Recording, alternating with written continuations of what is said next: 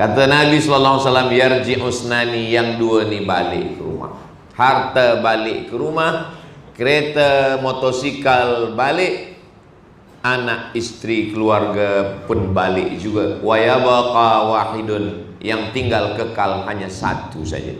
Hadiahkan untuk almarhumah ibu, almarhum ayah, kita dapat, orang tua pun dapat.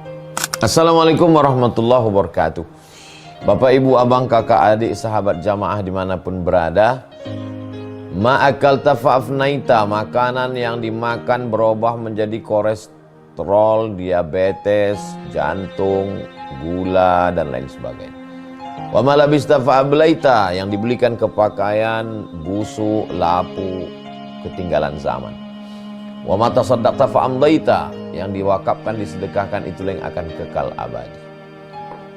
Rumah besar hanya menjadi kenangan, lapuk, berlumut, tumbang, tinggal.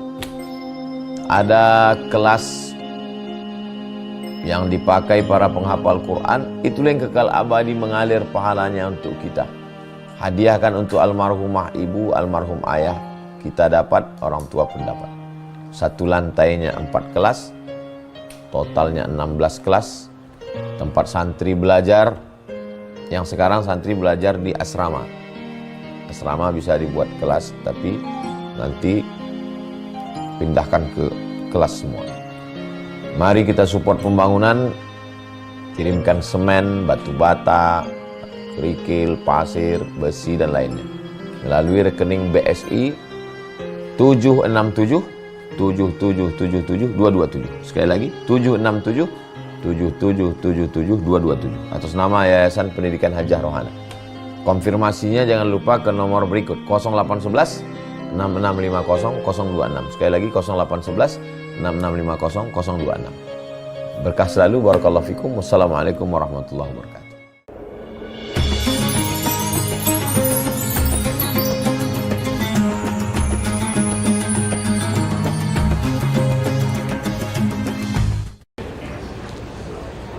Bismillahirrahmanirrahim.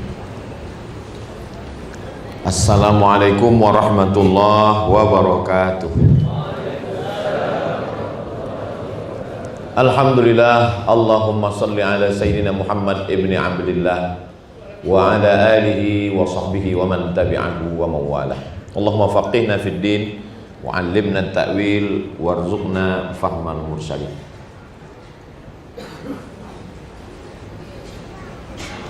Yang amat berbahagia, orang kaya Menteri Paduka Tuan Datuk Haji Wan Muhammad Isa bin Datuk Haji Wan Muhammad Razali, orang besar jajahan Laut Matang dan Selama. Tuan Nasrul bin Menhat, pengerusi masjid daerah Taiping, merangkap pegawai daerah Taiping, serta EJK masjid daerah Taiping, muslimin muslimat, semua yang berhadir ini insyaallah dimuliakan Allah Subhanahu wa taala. Amin ya rabbal alamin. Suatu ketika saya berjumpa dengan seorang tuan tanah, orang kaya. Kata dia ada kebun kelapa sawit, ada kebun getah, banyak rumah. Rumah banyak, tapi orang rumah satu saja. Lalu kemudian kata dia, Ustaz Abdul Somad, semua yang Ustadz dengar tentang saya, tanah sana, tanah sini, itu semua bukan punya saya. Yang punya saya inilah. Maksud dia ini itu di hadapan masjid yang dia bina. Lalu saya tanya, kenapa Tuan bercakap macam itu? Karena semua tanah, semua kebun, semua sawit, semua getah itu kalau saya mati tinggal. Tapi yang punya saya adalah tanah masjid ini. Inilah yang akan saya bawa mati menghadap Allah Subhanahu wa ta'ala. Masjidnya sampai sekarang ada. Saya ikut merasmikan masjid itu. Lama saya membaca ayat-ayat Quran, hadis-hadis Nabi tentang apa yang kekal, apa yang abadi, apa yang tinggal. Tapi orang berfikir seperti itu jarang saya jumpa orang. Bahwa dalam fikiran dia, semua tanah yang atas nama dia, semua kebun dia, semua rumah dia bukan punya dia. Itu milik ahli waris. Maka kata Nabi SAW, kamu lebih banyak memikirkan harta orang lain daripada kamu memikirkan harta kamu sendiri. Kata sahabat, macam mana boleh macam tu ya Rasulullah? Ya, kamu lebih banyak memikirkan harta orang lain daripada harta kamu. Harta orang lain maksudnya harta kita akan dibagi kepada istri, ahli waris, kepada anak, kepada cucu, habis semua. Itulah yang selalu kita pikirkan. Sedangkan harta kita yang sebenarnya adalah inilah. Jadi kalau masjid ini dulu dibina tahun 60-an, maka semua tanah-tanahnya, tanah masjid, binaan masjid, dinding masjid, batu, simen, semuanya, maka sesungguhnya ini sajalah yang punya kita. Kalau tahun 60 dulu masjid daerah Taiping ini dibina, kita belum boleh ikut sebab belum lahir atau belum ada harta, maka sebenarnya ini adalah kesempatan kita yang kedua untuk menguruskan harta kita yang sebenarnya, yang kalau kita mati menghadap Allah, dia akan tetap dipakai untuk solat berjamaah subuh, zuhur, asar, maghrib, isya, tarawih, witir, tahajud, duha, sampailah hari kiamat. InsyaAllah kita akan menguruskan harta kita yang sebenarnya di Masjid Taiping ini, insyaAllah. Amin ya rabbal alamin. Selalu orang berfikir, kalau saya tak tolong masjid ni tak siap. Kalau bukan kerana saya, masjid ini tak selesai. Jadi kita cuba nak ubah cara pandang kita. Kita bukan tolong masjid, masjid itulah yang tolong kita. Sebab harta kita semuanya tinggal, yang tetap mengalir kita bawa bekal adalah harta yang kita bagikan untuk masjid. Semoga dengan pertolongan Allah kepada kita dibukakan Allah pintu hati, semua yang kita buat ini menjadi amal jariah sampai kita nanti menghadap Allah Subhanahu wa taala. Amin ya rabbal alamin. Ini yang pertama.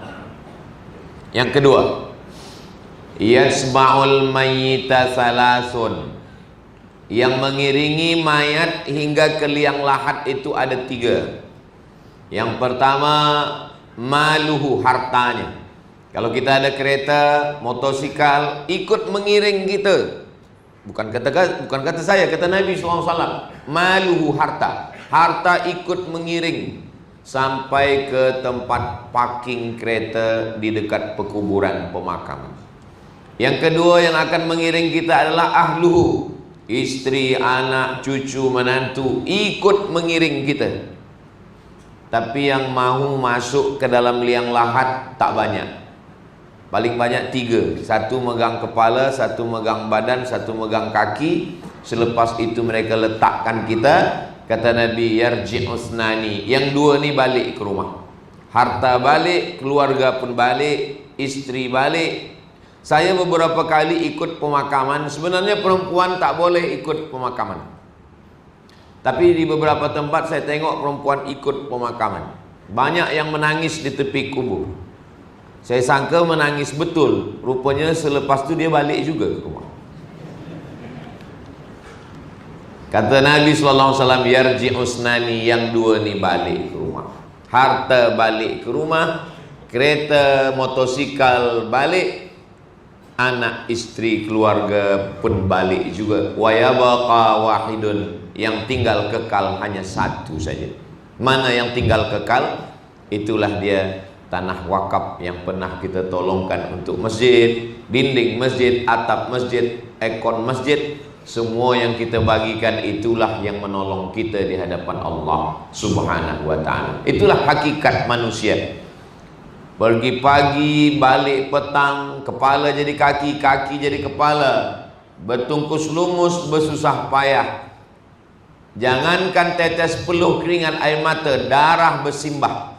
Tapi yang kekal dibawa mati hanyalah yang pernah dia belikan untuk agama Allah Subhanahu wa ta'ala. Mudah-mudahan saya, kita, anak-anak cucu kita semua memahami hakikat hidup ini, sehingga tidak hidup sia-sia, selepas itu hanya penyesalan sahaja.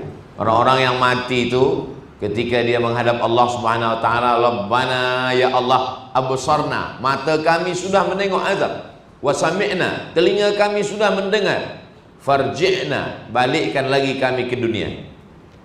Itulah kenapa ayat itu ada dalam surat Alif Lam Mim Tanzil, surat As-Sajadah.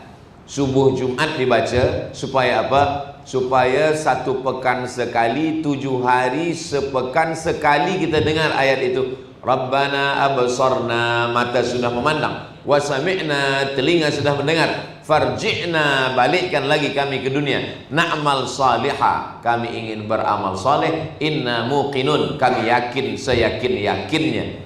Tapi yakin itu tak lagi bermakna sebab kita sudah menyatu dengan tanah. Itulah penyesalan orang mati yang tak berkesudahan hingga hari kiamat. Maka selagi kita hidup, hayat di kandung badan, jantung masih berdetak, napas masih berhembus, kaki masih melangkah, insya Allah kita gunakan ini untuk membina masjid daerah Taiping ini, insya Allah. Amin ya rabbal alamin. Ini yang kedua. Yang ketiga, kata Nabi SAW, dawu mardakum bis sadaqah, obati, bagi obat orang yang diantara kamu kalau ada yang sakit, dawu, bagilah obat bis sadaqah, dengan sadaqah. Ayat hadis ini kalau didengar orang, apa hubungan antara sakit dengan sadaqah? Kalau sakit minum madu masih ada hubungan lagi. Likulli da'in dawa, setiap penyakit ada ubatnya. Tadawu, maka berubatlah kamu. Kemudian apa ubat yang paling elok? Habbatus sauda syifaun min kulli da. Habbah, biji-biji sauda hitam. Habbatus sauda syifaun min kulli da, obat dari segala macam penyakit. Hadisnya sahih. Hadis tentang madu pun elok juga. Alaikum bisyifaini, hendaklah kamu berobat dengan 2 ubat. Al-asal wal Quran. Asal, madu pun perubatan-perubatan, doktor-doktor pun dah cakapkan tentang manfaat daripada asal madu ni, elok. Cuma sekarang banyak orang suka minum madu sakit sebab gula darah tinggi, sebab madu sekarang banyak bercampur dengan gula. Banyak, maka kalau tak yakin betul madu ni original, jangan minum. Banyak orang tanya ke saya, macam mana kita boleh tahu madu ni original atau tidak, Ustaz? Bawa balik ke rumah, kalau bini kita mengamuk, itu original. Ada juga orang menyebut makanan yang boleh menjadi ubat adalah makanan al-bazinjan syifaun min kulli da, terung obat dari segala macam penyakit. Itu hadis palsu. Hadis tentang terung palsu. Yang membuat siapa? Tukang jual terung. Dia nak lakukan. Maka tidak semua hadis ni sahih. Tapi hadis tentang madu, hadis tentang habbah sauda, elok, tak masalah. Tapi ada satu hadis, kalau kita fikir-fikir tak ada hubungan. Macam mana sedekah boleh menjadi ubat? Tapi hadis ni sahih. Kata Nabi SAW, dawu mardakum bis sadaqah, obatilah orang yang sakit di antara kamu dengan sedekah. Masa saya sampaikan hadis tentang sakit sedekah ini, saya baca buku kitab ditulis oleh Abu Amr Al-Misri dari Kahirah. Nama kitabnya Sa'ah wa Sa'ah Ajaib wa Taraif. Sudah diterjemahkan dalam bahasa Melayu. Semua ada saatnya. Ada saat sakit, ada saat sehat, ada saat senang, ada saat susah. Hidup kita ini memang begitu, semua ada saat. Jadi ada orang Saudi Arabia sakit, kemudian dia pergi check up ke Amerika. Sampai di sana kata dokter, pergi balik ke rumah, makan sedap, tidur selesa. Nanti puan-tuan kalau pergi ke hospital, lalu dokter cakap balik ke rumah, makan sedap, tidur selesa, itu maknanya malaikat maut dah dekat. Makna tak ada harapan lagi. Jadi kata dia baliklah. Kemudian dia ingat pada hadis Nabi, dawu mardakum bis sadaqah, berubatlah kamu dengan sedekah. Akhirnya dia bagi sedekah. Selepas itu last sekali dia check up lagi, medical check up. Kata doktor, awak makan apa? Kata dia, saya makan macam biasa. Tak ada minum herbal ke, makan apa ubat, tak ada. Kenapa? Karena Allah SWT bagi satu keajaiban, dia sihat walafiat. Dari mana? Saya hanya amalkan satu hadis Nabi SAW, da'u mardakum bis sadaqah, berobatlah kamu dengan ubat itu bernama sadaqah. Bagi orang yang tak bertuhan, rasa-rasa tak logik, macam mana sedekah boleh jadi ubat? Tapi bagi orang yang bertauhid, sakit datang daripada Allah, kesihatan, kesembuhan pun datang daripada Allah. Tak ada yang susah bagi Allah. Innama amruhu idza arada syai'an ayyakula lahu kun fayakun. Allah bagikan kesembuhan, kesihatan. Di satu masjid di Riau, kampung saya sampaikan hadis ini. Da'u mardakum bis sadaqah. Berobatlah kamu dengan sedekah.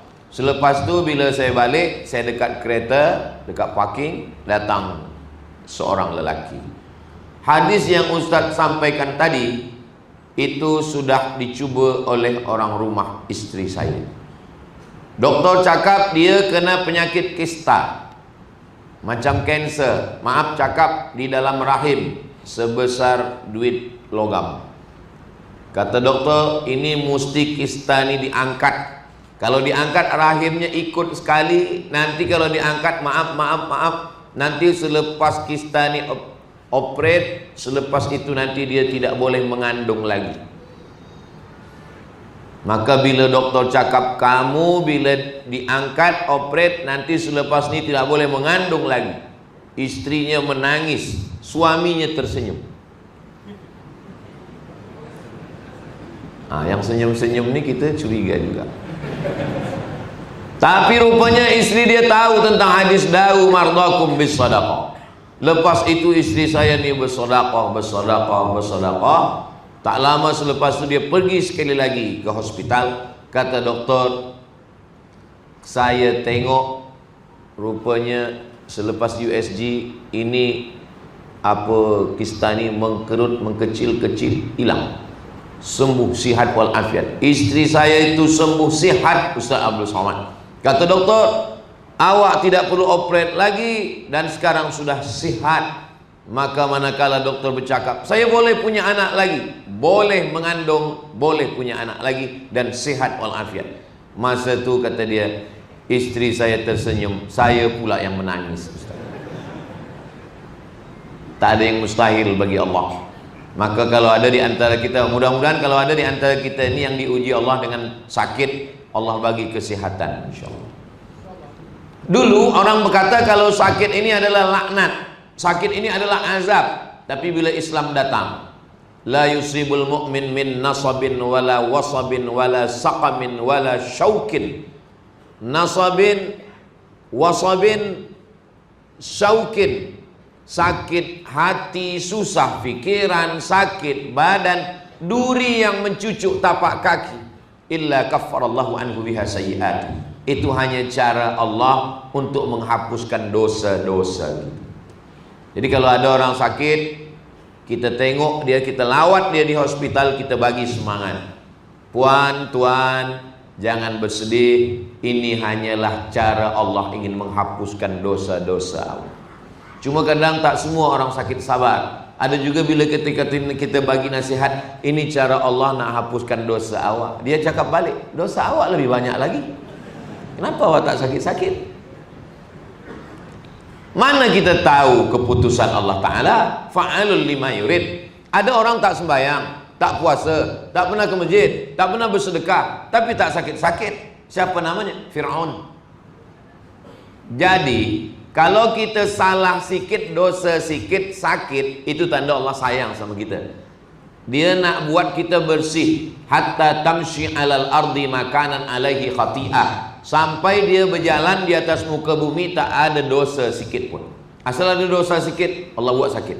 Ada dosa sikit, Allah buat sakit. Tapi ada orang yang buat dosa sebanyak apapun dia tak sakit. Sebab apa? Sebab Allah ingin jadikan itu sebagai istidraj. Itulah yang kita takutkan. Jadi saya kadang sakit batuk, kadang hilang suara, kadang demam. Saya husnuzan pada Allah. Maknanya Allah ingin hilangkan dosa saya di dunia. Tapi walaupun begitu, bila kita sakit, kita tetap makan ubat. Jangan sebab tazkirah ini puan-tuan nanti bila balik sakit tak nak makan ubat. Bila ditanya suami, istri, kenapa awak tak nak makan ubat? Saya nak hilangkan semua dosa saya. Karena kata Nabi ada hadis yang lain, likul lidain, setiap penyakit dawa ada ubatnya. Fatadau, maka berubatlah kamu. Dan salah satu ubat itu adalah dengan sedekah. Seorang ulama namanya Imam Abdurrahman bin Mahdi, ahli hadis. Datang orang sakit, lutut dia bernanah, tak sihat, tak sembuh-sembuh. Wahai Imam Abdurrahman bin Mahdi, lutut saya ini bernanah. Kata Imam Abdurrahman bin Mahdi, makanlah obat. Saya dah makan obat, saya dah berdoa, tapi belum juga sihat. Imam Abdurrahman bin Mahdi ingat hadis Nabi tentang dawu mardakum bis sadaqah, berobatlah dengan sedekah. Maka Imam Abdurrahman bin Mahdi, oh saya ingat hadis Nabi, coba kamu bersedekah, buatkan perigi di tempat orang yang susah dapat air. Kalau di Taiping tak usah buat perigi, sebab sini paling banyak air. Saya dengar Taiping paling selalu banyak hujan. Alhamdulillah sekarang ni tak hujan, tapi hujan pun rahmat Allah Subhanahu wa ta'ala. Nah, kata Nabi SAW, dawu mardakum bis sedekah, obati dengan sedekah. Sedekah yang paling elok adalah apa yang paling dihajatkan masyarakat.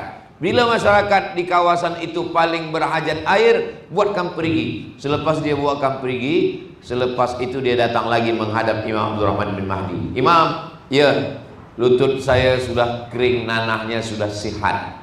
Macam mana boleh perigi yang dibuat lutut yang sihat? Kerana setiap orang yang minum, mengambil air sembahyang, untuk mandi, untuk berwudu, selepas itu orang berdoa, ya Allah, orang yang bagikan perigi ini, kalau dia dah mati lapangan kuburnya, kalau dia masih hidup sehatkan badannya, dan doa itu dikabulkan Allah Subhanahu wa ta'ala, mengetuk pintu-pintu langit. Dan bagi kita yang ada di kawasan Perak, di Taiping, kita tidak buatkan perigi lagi sebab air sudah ada, sudah banyak. Maka yang paling berhajat sekarang adalah masjid daerah Taiping. Maka dengan itu dibagikan Allah kebaikan-kebaikan untuk kita semua, insyaAllah. Amin ya rabbal alamin. Seterusnya yang keempat. Ini sampai berapa nih Ustaz? Sampai pukul 10. Sebab saya bagi tazkirah di mana-mana 60 menit. Yang keempat, kata Nabi sallallahu alaihi wasallam, kullu mri'in tahta zilli shadaqatihi. Setiap kita manusia ini nanti di akhirat tak ada tempat bernaung. Idza sama'um fatarat, langit terbelah. Wa idzal kawakibun tasarat, planet bertembung, berjatuhan macam tasbih putus tali. Wa idzal biharu fujirat, lautan diletupkan naik ke darat, tsunami namanya. Wa idzal quburu bu'thirat, semua yang dikubur bangkit tegak berdiri. Alimat nafsum ma qaddamat wa akharat, disitulah manusia baru sadar apa yang dah dia buat dulu dan apa yang akan dia bawa bekal mati menghadap Allah Subhanahu wa ta'ala. Macam mana dengan pokok kayu, bukit-bukit, gunung-gunung? Wa takunul jibalu kal ihnil manfush. Manfush, bulu kambing yang dihembus angin. Hilang. Tak ada tempat bernaung, tak ada tempat atap, tak ada masjid, tak ada surau, tak ada rumah, tak ada gedung. Di mana tempat kita berlindung? Tak ada. Ada manusia yang kerana peluh panas tenggelam hingga ke lutut, hingga ke pinggang, hingga ke perut, hingga ke leher. Lalu kemudian kata Nabi sallallahu alaihi wasallam, kullu mri'in tahta zilli shadaqatihi. Ada orang yang selesa sebab dia berada di bawah zilli shadaqah, di bawah atap naungan perlindungan sedekah. Jadi yang menaungi kita nanti di padang mahsyar itu adalah sedekah. Jadi kalau ada orang berkata, ini saya tolong untuk masjid, ini saya bantu, kita bukan menolong masjid. Kalau kita katakan kita menolong masjid, kita sombong, kita takbur, sebab masjid rumah Allah. Kita sedang menolong diri kita di padang mahsyar. Sebab tak ada yang boleh menolong. Yauma yafirul mar'u min akhi orang lari dari saudara kandung. Wa ummihi wa abi, lari dari ummi ibu, wa abi ayah. Wa sahibatihi wa bani, lari dari istri dan anak-anak. Lalu siapa yang boleh menolong kita? Kata Nabi SAW, yang menolong hanya sedekah. Makanya dalam 7 golongan, sab'atun yuzilluhumullah, ada 7 golongan, 7 manusia, yuzilluhumullah fi dhillihi yauma la dhilla illa dhilluh. Hari itu dia dapat naungan, dapat atap. Yauma la dhilla illa dhilluh. Hari itu tak ada tempat menaung kecuali naungan Allah. Rajulun tasaddaqa bi sadaqatin, orang yang bersedekah hatta la ta'lamu shimalu, sampai tangan kiri tak tahu ma anfaqat yaminuh, apa yang diberikan oleh tangan kanan. Tangan kiri tak tahu apa yang dibagi oleh tangan kanan. Oh, begitu punya hadisnya Ustaz Abdul Somad. Ya, hadisnya sahih, ada dalam Sahih Bukhari, ada dalam Sahih Muslim. Tangan kanan membagi, tangan kiri tak tahu. Patutlah kawan saya tengok bila bagi sedekah tangan kiri dia masuk poket. Bukan itu maknanya. Makna tangan kiri tak tahu apa yang dibagi tangan kanan itu makna kiasan, bukan makna hakiki. Itu maknanya adalah jangankan kawan di sebelah, tangan kiri pun tak tahu. Maksudnya tidak riya, bukan sum'ah. Tapi sahabat Nabi bersedekah itu sahabat yang lain tahu. Ada sahabat Nabi namanya Abu Dihdah. Abu Dihdah ini membagi 600 pokok kurma. Coba hitung kira 600 pokok sawit berapa ringgit harganya sekarang di Perak, di Taiping. 600 batang.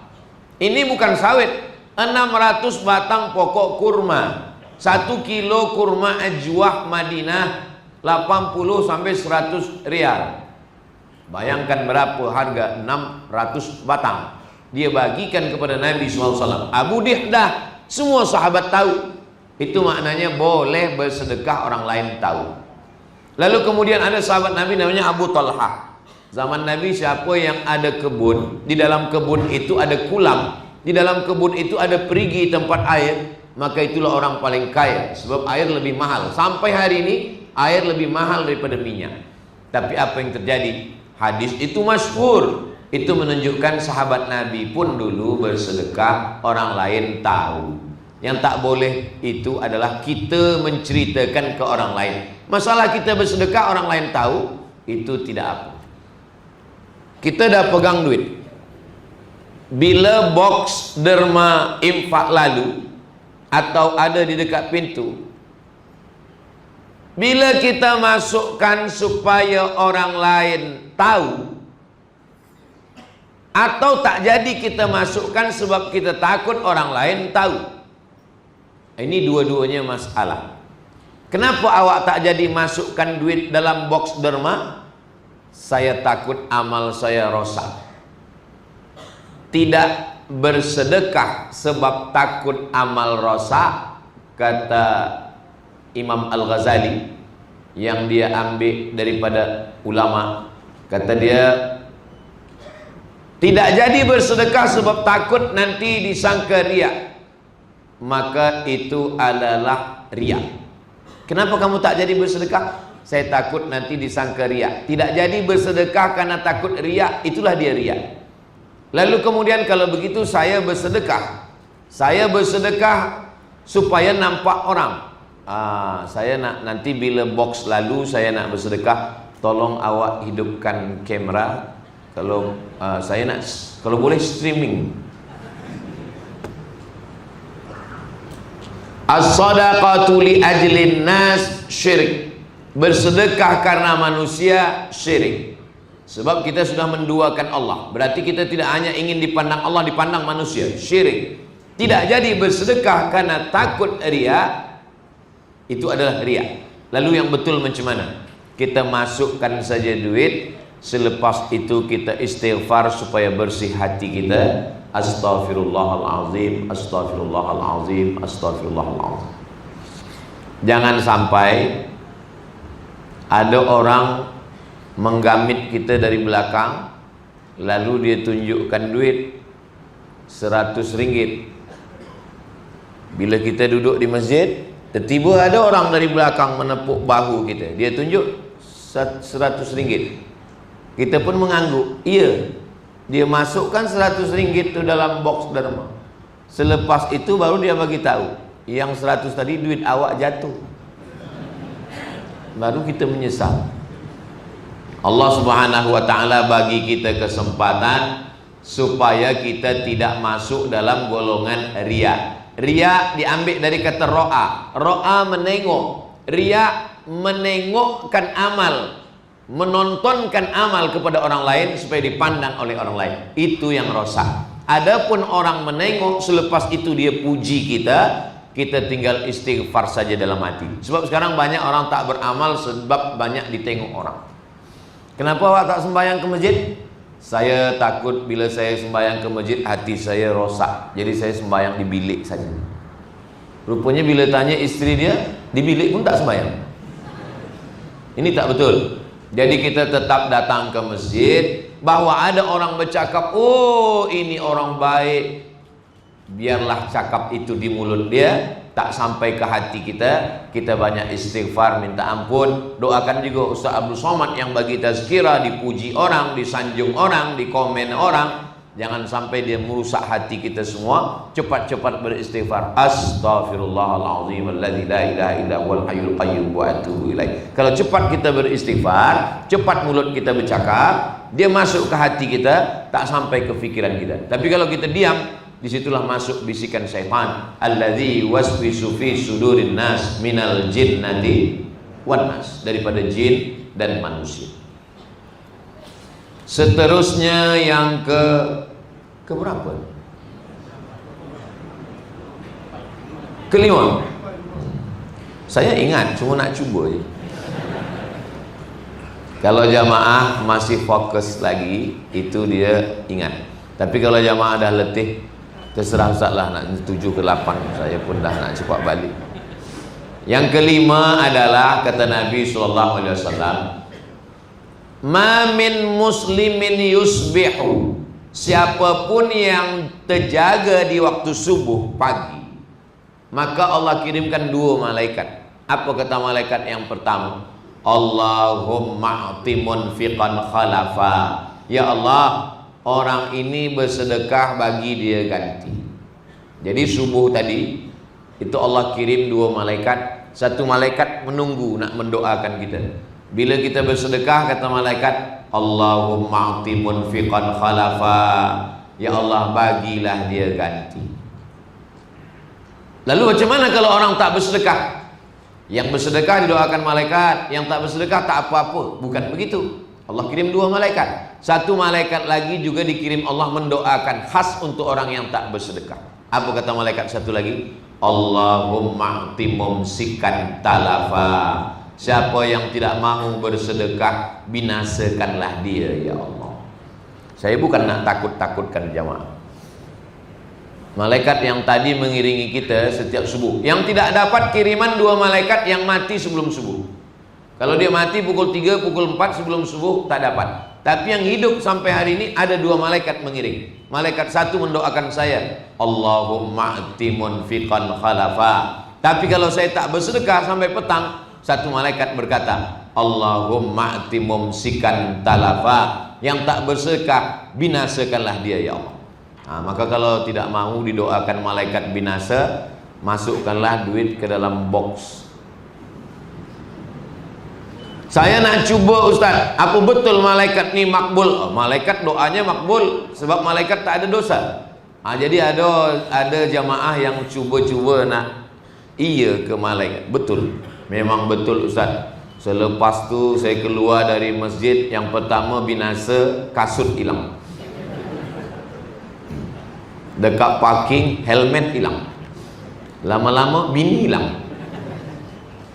Maka kalau kita mau doa yang tidak terhijab, tidak terhalang, itulah adalah doa malaikat. Itulah doa yang paling makbul. Yang berdoa malaikat, yang mengaminkan malaikat, yang menerima Allah Subhanahu wa ta'ala. Kadang doa kita belum tentu kabul, tapi doa malaikat kalau kita ingin dapat ganti, Allahumma a'ti munfiqan khalafa. Saya berjumpa dengan seorang bisnismen batu bara di Jawa Barat, di Bogor. Dia banyak buat pondok tahfiz Quran. Saya nih Ustaz Somad buat pondok di sini, buat pondok di sini, buat pondok di sini, buat pondok tahfiz di sini. Banyak pondok tahfiz saya ini diambil orang, tanahnya diambil, lepas tu saya tak balik lagi. Lalu saya tanya, macam mana Tuan Haji boleh rasa tak ada beban fikiran buat? Lepas tu Tuan buat lagi, saya buat lagi Ustaz. Lepas tu saya buat lagi. Kenapa tak berhenti buat? Sebab makin saya buat, makin tak putus rezeki saya. Rupanya dia sudah sampai pada hakikat bahwa kalau dia buat pasti Allah ganti, dan Allah kalau sudah berjanji innaka la tukhliful mi'ad, Allah itu tidak pernah ingkar pada janjinya. Dan malaikat mendoakan khalafa, khalafa pengganti, diganti dengan yang lebih baik, lebih baik. Ini mesti kita cuba, sebab kalau tidak dicuba orang tak tahu. Tentu kita lain padang, lain belalang, lain lubuk, lain ikannya, lain orang, lain cuba dalam hidupnya. Kadang ada orang mencuba tentang bagaimana keutamaan surah Yasin, dia cuba. Ada dia cuba tentang keutamaan solawat, tentang sodakoh, ini cubalah. Allah akan bagikan, Allah akan tunjukkan. Saya pun dah beberapa, saya cuba-cuba tentang sodakoh. Saya dulu berjanji, ya Allah, saya buat channel YouTube tahun 2019 bulan Julai. Saya buat channel YouTube Julai 2019, sekarang 2024, sudah 5 tahun. Nanti kalau aku buat channel ini, saya buat channel ini ya Allah, semua duitnya akan dipakai untuk tahfiz Quran. Maka tuan-puan kalau menonton Tazkirah Ustaz Somad di channel Ustaz Abdul Somad Official, jangan lupa subscribe, like, share, and comment. Itu semua duitnya untuk tahfiz Quran, untuk beli beras, untuk gaji guru, untuk air, untuk lampu, untuk semua. Tadi. Maka saya amat sangat sakit hati kalau ada orang memfitnah saya. Itu Abdul Somad beli kereta dari duit YouTube. Kau tahu dari mana? Saya dengar suaranya tuk tuk tuk tuk tuk. Fitnah. Jadi Allah bagi ganti lebih dari yang kita fikirkan. Banyak ganti-ganti yang dikasih Allah Subhanahu wa taala. Jadi ini saya ceritakan supaya saya bukan setakat nak bagi tazkirah ceramah. Ustaz boleh cakap macam itu sebab Ustaz bercakap saja. Pernahkah Ustaz cuba? Saya dah cuba. Bahwa sedekah itu sebenarnya bukan duit saya. Duit itu datang dari puan tuan bila tonton YouTube. Saya nih Ustaz Somad selalulah tonton YouTube Ustaz. Tapi saya tonton Ustaz hanya 5 menit. 5 minit saja saya tonton Ustaz. Selepas itu Ustaz lah tonton saya. Bila malam dia nak tidur, dia putar video Ustaz Somad. Selepas itu 5 minit dia tertidur, saya pula tonton dia. Jadi bila tuan-puan tonton YouTube Ustaz Abdul Somad pukul 10-11 malam, rupa-rupanya tertidur, dan selepas itu saya terus bercakap hingga subuh, maka itu duitnya masuk ke dalam channel YouTube. Jadi kajinya dapat, pahala sodakohnya pun dapat, mengalir untuk tahfiz Quran Az-Zahra. Maka tak ada yang sia-sia. Jadi jangan anggap ini sia-sia semua, tidak. Yang kita khawatirkan itu, yang kita tonton adalah lagu macam-macam. Selepas itu kita kalau tertidur saja malam itu tak apa-apa, mati sekali. Na'udzubillah, mati dalam keadaan su'ul khatimah. Sebab apa yang kita dengar, apa yang kita tengok, apa yang kita fikirkan, itulah yang akan datang saat kita mati menghadap Allah. Kalau mati saat mendengarkan tazkirah, insya Allah yang kita dengar ayat, yang kita dengar hadis, yang kita fahamkan adalah fatwa para ulama, dan kita selalu mengingat Allah bila dengar tazkirah. Itulah kenapa bila kita dengar tazkirah hati kita tenang. Sebab apa? Sebab kita tak ada pikirkan yang lain. Orang kalau dia sedang dengar tazkirah, dia tidak ada memikirkan yang lain. Yang dia fokus pada apa yang disampaikan Ustaz. Itulah kenapa hati orang mendengar tazkirah itu tenang. Bahkan saking tenangnya sampai tertidur. Saya belum pernah lagi marah kepada jamaah yang tertidur waktu tazkirah, belum pernah. Sebab apa? Sebab banyak jamaah yang kena penyakit insomnia, tak boleh tidur sampai pukul 2 malam tak tidur. Tapi bila dengar tazkirah, baru tengok muka saya dah muak. Ustaz Abdul Somad, saya ni businessman, banyak masalah. Kata saya, awak belum bercakap pun saya dah tahu. Dari mana saya tahu? Nampak muka awak bermasalah.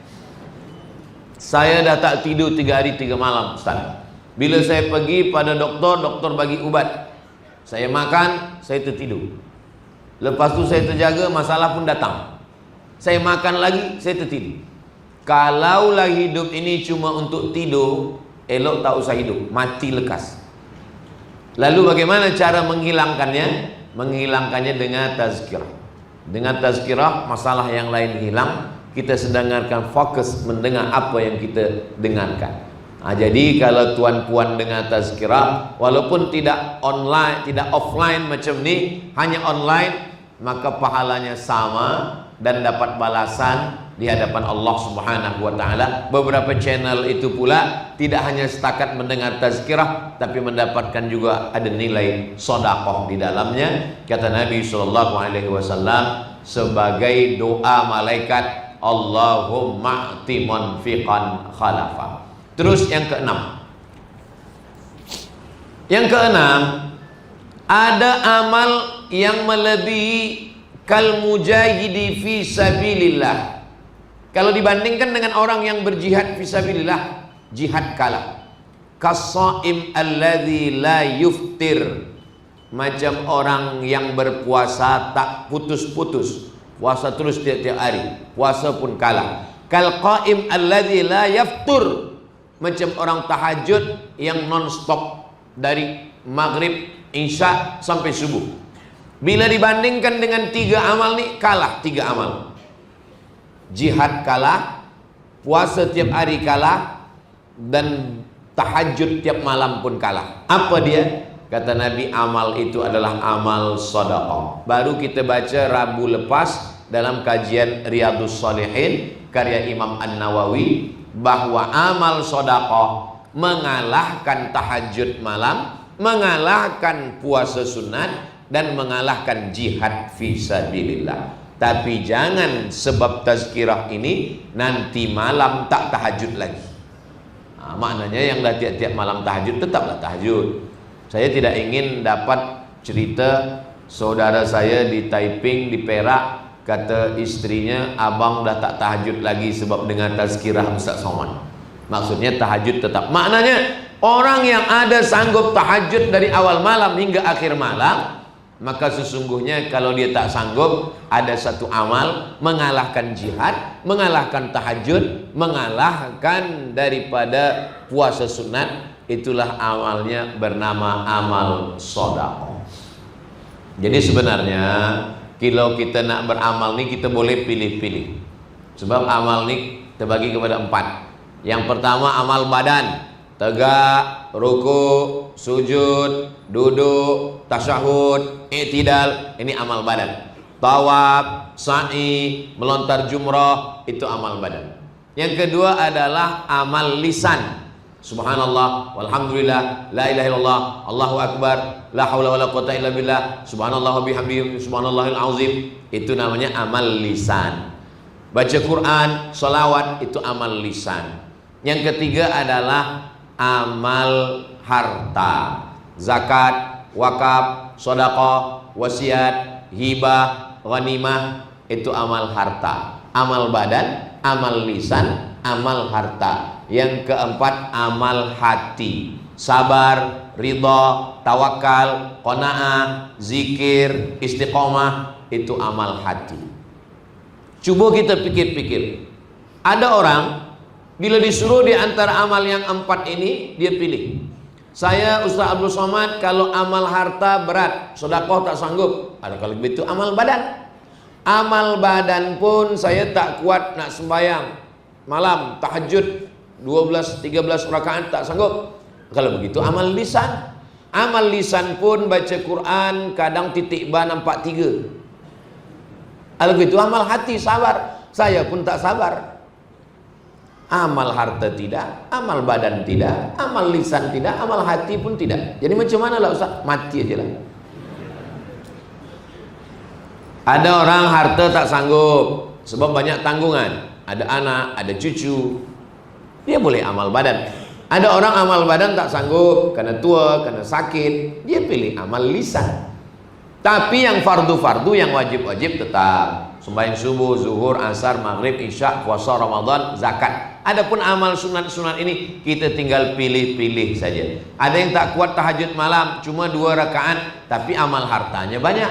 Ada orang amal harta tak sanggup sebab banyak tanggungan, tapi amal solawatnya banyak. Yang paling seelok-eloknya sedekah, zakat, wakaf, wasiat, hibah, ghanimah sanggup. Salat, tahajud, tawaf, sa'i, umrah sanggup. Amal pula lisan baca Quran, selawat, zikir, tasbih, tahmid, takbir kuat. Hatinya pula bersabar, ridha, tawakal, zikir, istiqamah. Inilah yang paling utama. Mudah-mudahan kita semua ni keempat-empat amal ni boleh kita jalankan insyaallah. Amin. Ini kalau saya tengok jamaah ni nampaknya empat-empat amal ni sudah semua insyaallah. Tinggal lagi istiqamah. Tapi dari bunyi aminnya macam tak yakin pula.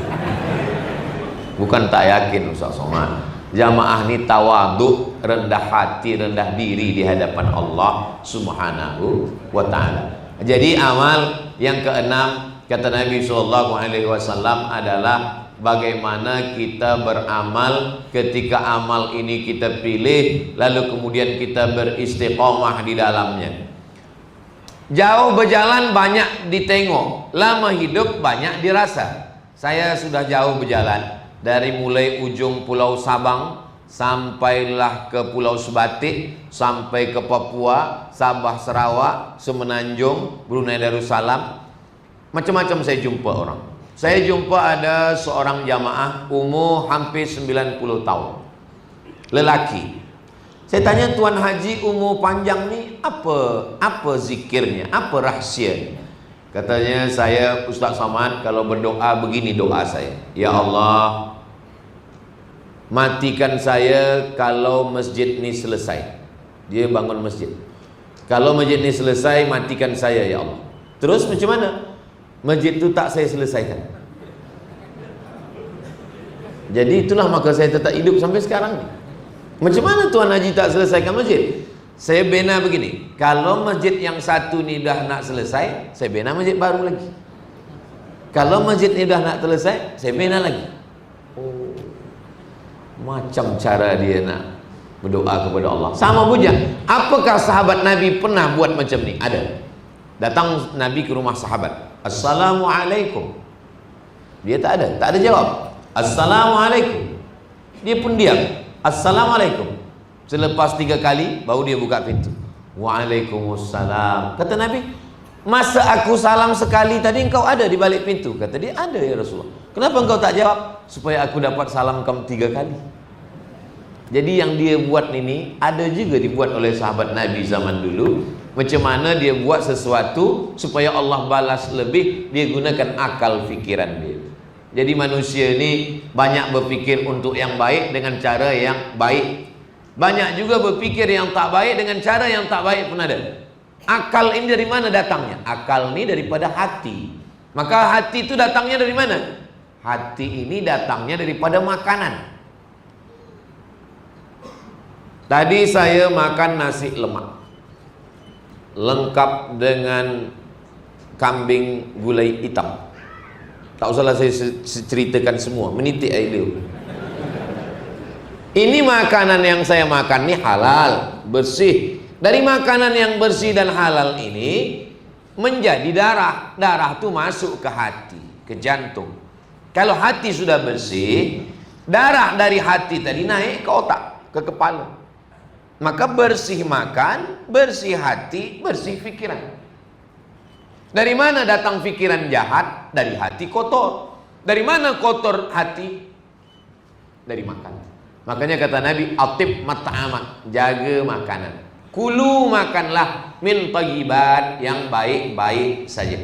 Maka dalam ayat dikatakan nasiyatin kadzibatin khati'ah. Nasiyatin nih yang selalu kita sapu bila berwudu, ubun-ubun.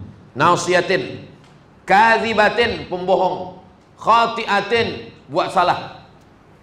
Mana ada otak berbohong? Yang berbohong lisan, yang buat salah tangan, yang buat salah kemaluan, yang buat salah kaki. Betul. Tapi lisan, tangan, kaki, mata, telinga diperintah oleh pikiran. Pikiran dapat dari mana? Dari hati. Hati dapat dari mana? Dari makanan. Itu maka jangan bagi anak istri makanan yang tak elok. Kenapa orang jahat, bakhil, kedekut, kikir? Kenapa? Sebab dari makanan yang kotor, yang haram, yang rishwah, yang tidak diridhai Allah. Mudah-mudahan kita semua ini makan halal, hati baik, fikiran baik, sehingga yang kita fikirkan pun baik-baik, bekal kita menghadap Allah Subhanahu wa taala. Amin ya rabbal alamin. Yang ketujuh kata Nabi sallallahu alaihi wasallam, sadaqatus sirri tudfi'u ghadabar rabbi. Sedekah memadamkan marah Allah, kama yutfi'ul ma'an nar, sebagaimana api dipadamkan air. Kalau kita nak padamkan api, kita ambil air, kita siram. Begitulah sedekah menyiram neraka, padam neraka yang sudah disiapkan untuk membakar kita dengan sedekah. Tapi tentu sesuaikan kadar dosanya dengan air. Kalau apinya besar, tentu airnya banyak. Ini dosa banyak, air setengah gelas, mana padam? Kata Nabi SAW, wa asbi'is sayyi'atal hasanata tamhuha. Iringi perbuatan silap salah dosamu di masa lampau dengan sedekah-sedekah tamhuha, yang boleh menghapuskan semuanya. Tazkirah boleh didengar, wajah ustadz boleh dipandang, tapi box yang lalu mesti diisi. Sebab banyak juga orang dengan tazkirah ni dia fokus ke ustaz supaya dia lalu. Maka yang tak boleh, yang lupa membawa ringgit itu nampaknya kantong tu besar. Boleh juga diisi dengan gelang, rantai, cincin. Saya masa belajar di Kaherah dulu, disitulah saya tengok macam mana perempuan-perempuan Arab itu membuka gelang-gelang, cincin, rantai, dia masukkan ke dalam kantong. Saya tengok dengan mata kepala saya waktu Syekh Khalid Mash'al, kepala Jenderal Tentera dari Palestin, menelpon, kami Khalid Mash'al sedang berada di Palestin, kami sedang susah, kami tak makan, tak ada selimut sejuk. Mendengar itu, lalu kemudian mereka memasukkan. Jadi tentang sejarah zaman Nabi, sahabat menyiapkan kantong, lalu perempuan memasukkan emas, itu bukan hanya pada zaman Nabi, tapi juga sampai zaman sekarang pun masih lagi berlaku. Kenapa? Karena orang memikirkan bahwa dunia ini hanya sementara, yang kekal abadi, kekal adalah akhirat. Dan masjid daerah Taiping ini adalah salah satu cara kita untuk, rupanya di kantong ini tidak hanya setakat duit, tapi boleh juga scan. Boleh scan, apa namanya itu? QR, masukkan. Boleh masukkan. Tapi ada juga setengah dia ambil, dia tak scan, dia ambil gambarnya. Jamaah yang dimuliakan Allah SWT, bila dah scan, nampak ada banknya, kemudian tulis, selepas tu tulis, dia transfer. Selepas transfer, menetes air mata. Bila ditanya, kenapa awak menangis? Sedih ke, haru ke, ingat almarhumah mak ke? Bukan. Apa? Salah tulis tadi. Rencana nak kirim 100 ringgit, rupanya terkirim 1000. Rupa-rupanya yang salah kirim 1000 itulah yang akan menolong di hadapan Allah Subhanahu wa ta'ala. Kalau masing-masing kita ini ada 100.000, yang terkirim 1000, maka yang 99 itu tinggal. Yang 1.000 itulah yang akan kekal bersama dengan kita. Adapun yang 99.000 diambil istri, diambil anak, diambil menantu, diambil cucu, habis semuanya. Yang bersama dengan kita itulah yang kita salah type tadi. Allah Subhanahu wa taala Maha Adil. Mudah-mudahan yang berkirim semuanya salah. Mana boleh Ustaz doakan salah. Kita beramal kerana Allah, lillahi ta'ala. Apa yang kita buat hari ini. Ada seorang sakit, di samping itu dihidupkan lilin untuk menerangi malam gelap. Bila yang sakit tadi mati sakratul maut, ulama yang duduk di tepi itu padamkan lilin, dia hembus, mati lilin. Orang yang ramai malam itu marah, kenapa padam lampu? Ini orang mati, maka kita perlu terang. Sekarang kita nak tahlil, kita nak zikir, kita nak mendoakan orang mati. Apa kata ulama yang memadamkan lilin tadi? Ketika tadi dia hidup, lilin ini kita pakai halal sebab punya dia. Tapi manakala rohnya keluar dari jasad, dia mati, haram kita guna lilin ini. Kenapa haram? Sebab lilin ini bukan punya dia lagi. Lilin ini sekarang sudah punya ahli waris, dan ahli warisnya belum tentu izin kita pakai lilin malam ini. Apa maknanya? Sedetik roh kita keluar dari jasad, sedetik kita mati, maka semua yang punya kita ini berubah, tidak lagi punya kita, tapi dia sudah menjadi milik ahli waris. Satu lilin, satu kereta, satu rumah, satu tanah, kebun kelapa, kebun sawit, kebun pinang, kebun durian musangking, semuanya sedetik bila roh kita keluar, sama macam lilin tadi, kita mesti hembus, padamkan. Sebab apa? Sebab dia sudah menjadi milik ahli waris. Surat tanah berubah nama kita menjadi milik orang lain. Surat kereta berganti nama kita menjadi nama orang lain. Yang paling menyakitkan adalah surat nikah pun berganti dengan nama orang lain. 4 bulan 10 hari. Walladzina yutawaffawna minkum, kalau suami meninggal, wa yadharuna azwajan, tinggal istrinya hidup, yatarabbasna bi anfusihinna arba'ata ashhuri wa asyra, maka dia menunggu 4 bulan 10 hari. Selepas 4 bulan 10 hari, surat nikah pun berganti dengan nama orang lain. Oh, jenazah. Apa yang kita bawa mati menghadap Allah Subhanahu wa taala? Yang kita bawa mati adalah masjid daerah Taiping, dindingnya, tanahnya, atapnya. Sempat kita berikan RM1, RM2.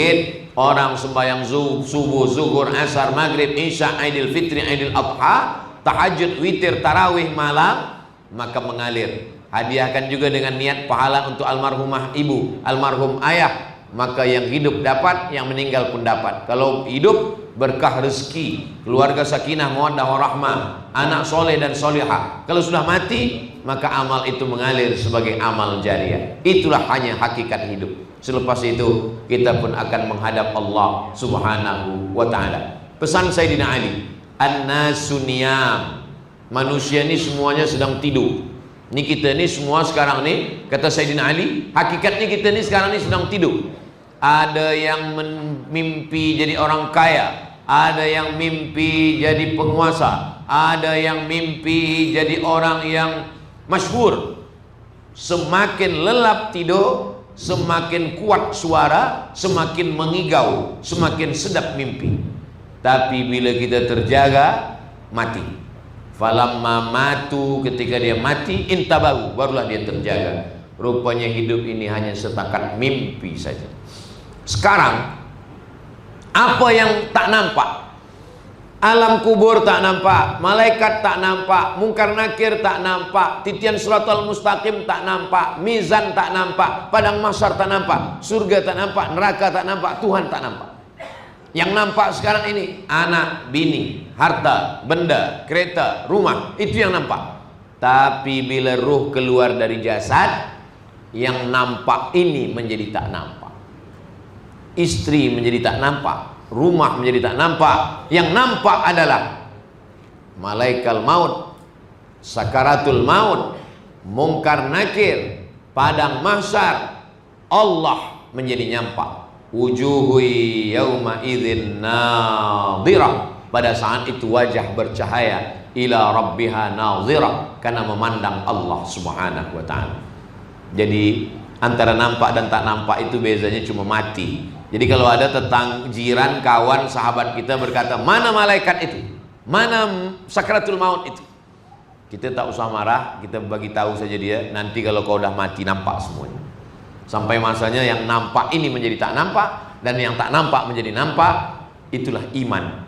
Kita sekarang tidak dinampakkan Allah Ta'ala, tapi Nabi Muhammad berubah menjadi yang didengar, menjadi yang nampak. Subhanalladzi asra bi'abdihi lailan minal masjidil harami ilal masjidil aqsa alladzi barakna haulah linuriyahu. Kami ingin menunjukkan kepada dia yang selama ini didengar menjadi nampak. Nabi Muhammad sudah sampai pada level nampak. Kita belum. Kita hanya baru mendengar-dengar saja. Tapi nanti bila kita mati, barulah kita hidup yang sesungguhnya. Ulama menyampaikan, saya dengar, saya sampaikan. Kita insya Allah, sebagaimana pagi ini kita bersama di rumah Allah, di masjid daerah Taiping, nanti panjang umur, sehat badan, kita sehat walafiat, mati husnul khatimah, dan kita pun akan bersama di surga Jannatul Firdaus bersama Nabi Muhammad sallallahu alaihi wasallam. Itulah yang saya sampaikan pada pagi yang barakah ini, pukul 10. Selama 60 menit ini yang saya sampaikan ada 7. Nanti puan-tuan balik ke rumah, ada jiran, kawan, anak, menantu bertanya yang tak boleh datang, apa tadi yang disampaikan Ustaz Abdul Somad? Ada 7 kenapa kita mesti bersedekah. Apa yang 7 itu? Saya pun tak ingat. Kita boleh tonton ulang balik, share ke kawan-kawan, mudah-mudahan menjadi bekal amal soleh insyaallah. Terima kasih segala perhatian, mohon maaf segala kesilapan dan kekhilafan. Aqulu qawli hadza astaghfirullah li wa lakum. Subhanakallahumma wa bihamdika asyhadu an la ilaha illa anta astaghfiruka wa atubu ilaik. Wa sallallahu ala sayyidina Muhammad wa ala alihi washabbihi wasallam. Walhamdulillahi rabbil alamin. Jazakumullah ahsanal jaza. Mudah-mudahan Allah memberikan balasan terbaik kepada saudara-saudara kita yang berwakaf, yang berinfak dan bersedekah. Barakallahu fikum. Wassalamualaikum warahmatullahi wabarakatuh. Hadiahkan untuk almarhumah ibu, almarhum ayah, kita dapat, orang tua pun dapat. Assalamualaikum warahmatullahi wabarakatuh. Bapak, ibu, abang, kakak, adik, sahabat jamaah dimanapun berada, ma'akal tafa'afnaita, makanan yang dimakan berubah menjadi kolesterol, diabetes, jantung, gula, dan lain sebagainya. Wa malabista fa'ablaita, yang dibelikan ke pakaian, busuk, lapu, ketinggalan zaman. Wa ma tasaddaqta fa amdaita, yang diwakafkan, disedekahkan, itulah yang akan kekal abadi. Rumah besar hanya menjadi kenangan, lapuk, berlumut, tumbang, tinggal. Ada kelas yang dipakai para penghafal Quran, itulah yang kekal abadi, mengalir pahalanya untuk kita. Hadiahkan untuk almarhumah ibu, almarhum ayah, kita dapat, orang tua pun dapat. Satu lantainya 4 kelas, totalnya 16 kelas, tempat santri belajar. Yang sekarang santri belajar di asrama. Asrama bisa dibuat kelas, tapi nanti pindahkan ke kelas semua. Mari kita support pembangunan, kirimkan semen, batu bata, kerikil, pasir, besi, dan lainnya melalui rekening BSI 767 7777227. Sekali lagi 767 7777227 atas nama Yayasan Pendidikan Hajah Rohana.